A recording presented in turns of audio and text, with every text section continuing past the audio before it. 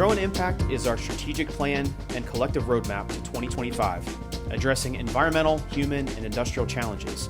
Through Grow and Impact, we are committed to developing solutions that foster sustainable growth and performance for our businesses and our customers while contributing to the sustainable future of our planet.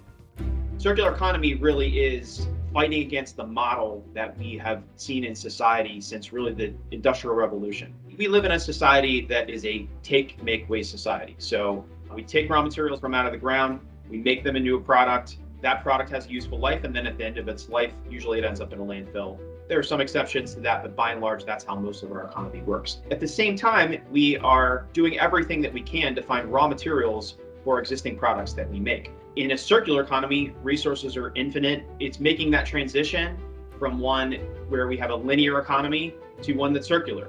It's a very resilient system. It's good for people. It's good for the planet. It's good for the environment. Recycling is not circular economy, but it's an important step in learning how to get circular economy done. Generally, whenever you have recycled materials, you end up with a lower value raw material that will then further limit the next product from being able to be recycled again. So eventually it ends up in a landfill. So circular economy is really taking those products at the end of their life and understanding how we bring them back as a raw material for that same product or some other product. So there's really three principles of circular economy. There's elimination of waste and pollution.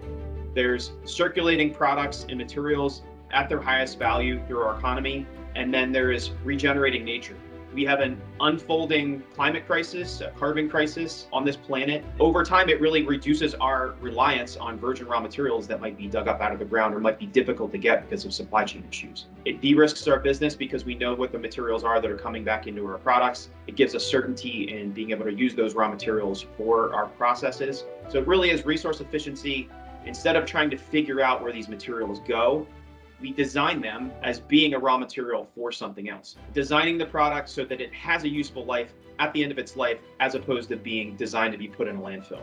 Any materials we make today have an impact in the future a long time from now.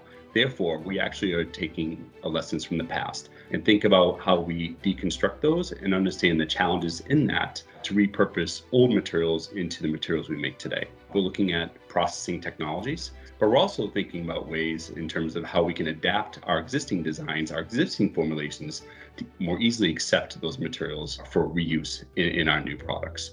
So we're doing two things, looking to the future, but also looking to the past. A good example is gypsum. It's a core and it's paper. So how do we think about separating those two components? Something more complex is a roofing shingle. It has granules, it has coatings. So we're thinking about design of a shingle. Is there a way we can make the components simpler to separate in the future? And are there processing technologies that would make it easier to deconstruct those components today? In the end, we want a circular solution that has a positive impact on the environment. That can be through our materials and our processes. It can be through other industries and other processes for materials we don't make today that serve the construction industry or serve other industries.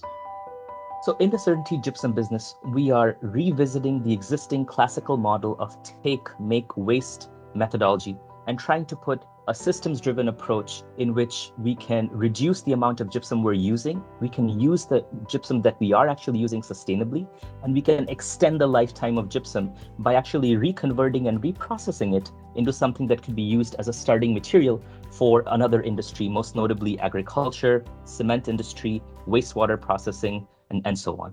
The main initiative we have in siding is to set up a siding take-back program where we are going to give the ability to our contractors and distributors to bring material back to a central location, whether that's located at the distributor's location or ourselves picking up material from job sites. That material will then be sent to a recycler that can reprocess it and send it back to our manufacturing locations where we can reuse it to make new vinyl siding. Having the ability to capture some of that and bring it back into the process and reuse it is massive. 1 pound of recycled PVC is about 70% less carbon than 1 pound of virgin PVC.